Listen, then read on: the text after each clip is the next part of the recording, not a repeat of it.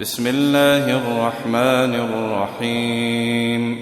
إذا وقعت الواقعة ليس لوقعتها كاذبة خافضة رافعة. إذا رجت الأرض رجا وبست الجبال بسا فكانت هباء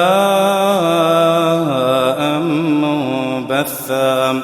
وكنتم أزواجا ثلاثة فأصحاب الميمنة ما أصحاب الميمنة وأصحاب المشأمة ما أصحاب المشأمة والسابقون السابقون أولئك المقربون في جنات النعيم.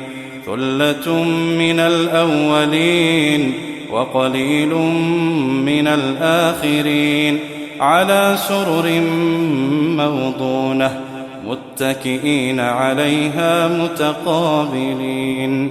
يطوف عليهم ولدان مخلدون بأكواب وأباريق وكأس من معين لا يصدعون عنها ولا ينزفون. وفاكهة مما يتخيرون ولحم طير مما يشتهون. وحور عين كأمثال اللؤلؤ المكنون جزاء بما كانوا يعملون. لا يسمعون فيها لغوا ولا تأثيما إلا قيلا سلاما سلاما. وأصحاب اليمين ما أصحاب اليمين في سدر مخضود وطلح منضود وظل ممدود وماء مسكوب. وفاكهة كثيرة لا مقطوعة ولا ممنوعة وفرش مرفوعة. إنا أنشأناهن إنشاء فجعلناهن أبكارا عربا أترابا لأصحاب اليمين. ثلة من الأولين وثلة من الآخرين. وأصحاب الشمال ما أصحاب الشمال في سموم وحميم وظل من يحموم لا بارد ولا كريم.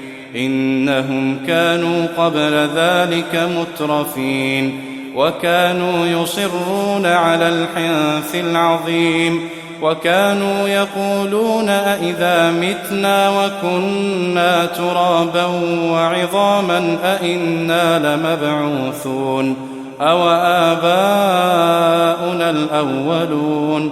قل إن الأولين والآخرين لمجموعون إلى ميقات يوم معلوم. ثم إنكم أيها الضالون المكذبون لآكلون من شجر من زقوم فمالئون منها البطون فشاربون عليه من الحميم فشاربون شرب الهيم. هذا نزلهم يوم الدين. نحن خلقناكم فلولا تصدقون. أفرأيتم ما تمنون أأنتم تخلقونه أم نحن الخالقون. نحن قدرنا بينكم الموت وما نحن بمسبوقين على أن نبدل أمثالكم وننشئكم فيما لا تعلمون. ولقد علمتم النشأة الأولى فلولا تذكرون. أفرأيتم ما تحرثون أأنتم تزرعونه أم نحن الزارعون.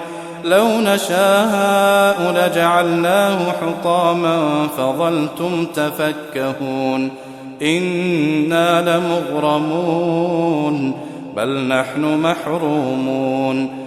أفرأيتم الماء الذي تشربون أأنتم أنزلتموه من المزن أم نحن المنزلون لو نشاء جعلناه أجاجا فلولا تشكرون أفرأيتم النار التي تورون أأنتم أنشأتم شجرتها أم نحن المنشئون نحن جعلناها تذكرة ومتاعا للمقوين فسبح باسم ربك العظيم فلا أقسم بمواقع النجوم وإنه لقسم لو تعلمون عظيم إنه لقرآن كريم في كتاب مكنون لا يمسه إلا المطهرون